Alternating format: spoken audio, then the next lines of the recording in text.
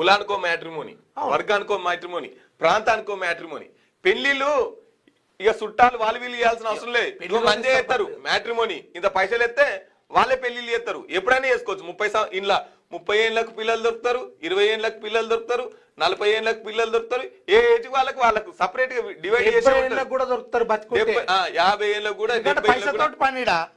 ఇలా పిల్లలు దొరుకుతారు. అదే ఇక 30 ఏళ్ళకు పిల్లలు, 40 ఏళ్ళకు పెళ్లిళ్ళు చేసుకున్న వాళ్ళకు పిల్లలు అయ్యే అవకాశం కొంచెం తక్కువ ఉంటది.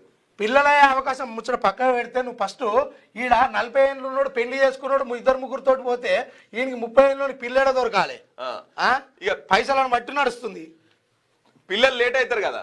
ఈ 40 ఏళ్ళకి పెళ్లిళ్ళు 30 ఏళ్ళకి పెళ్లిళ్ళు చేసుకున్న వాళ్ళు పిల్లలు లేట్ అవుతారు కాబట్టి IVF సెంటర్లకు పోతారు. IVF సెంటర్లకు పోతే పిల్లలు వాళ్ళే కనిపిస్తట్టు చేస్తారు. పిల్లల్ని వాళ్ళే డాక్టర్లే కనిపిస్తట్టు చేస్తారు. టెక్నాలజీ తర్వాత ఏమైతుంది, ఇంత గొడవచ్చు ఇంకేమన్నా అయింది అనుకో, మళ్ళా కోర్టుకు పోతారు, డైవర్స్ తీసుకుంటారు. ఇదంతా కూడా విషయము మధు, ఇదంతా కూడా విషయం ఏం జరుగుతూ ఉంటదంటే, చాలా డబ్బున్నోళ్ళ మధ్యలో ఈ పంచాదులు, కలతలు, అదే విధంగా డైవర్సేషన్ ఎందుకు వస్తుంది అంటే, నేనేమంటున్నా అంటే ఈ పెళ్లి అనేది ఇంత ముందుకు సాంప్రదాయబద్ధంగా అటేడు తరాలు చూసి చేసుకునే పెళ్లి మందే చేస్తున్నారు.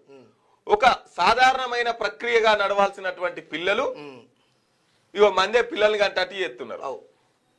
ఇప్పుడు విడాకులు కూడా మందే ఇస్తున్నారు. ఇంట్లో నీ పాత్ర ఏం లేదు. పెళ్లి మందే చేస్తారు, పిల్లలు మందే కనబెడతారు, నేను విడిపోవని మందే చేస్తారు. దీంట్లో నీ పర్సనల్ ఒపీనియన్, నీ పాత్ర జస్ట్ తలుపు తిన్నవా బసం అన్నట్టు తిన్నా, పని బసం అన్నట్టు పని అన్నట్టు. నీకు మార్కెట్ లో పిల్లలు దొరుకుతారు, పెళ్లి దొరుకుతుంది, విడాకులు దొరుకుతుంది, అన్ని మార్కెట్ లో పెట్టారు.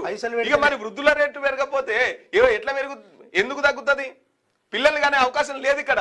పిల్లలు పుట్టట్లేదు. ఫస్ట్ ఆఫ్ ఆల్ ఈ తిండి తినడం వల్ల పాపం ఒక్కరు చాలా కష్టపడుతున్నారు కానీ పిల్లలు పుట్టట్లేదు.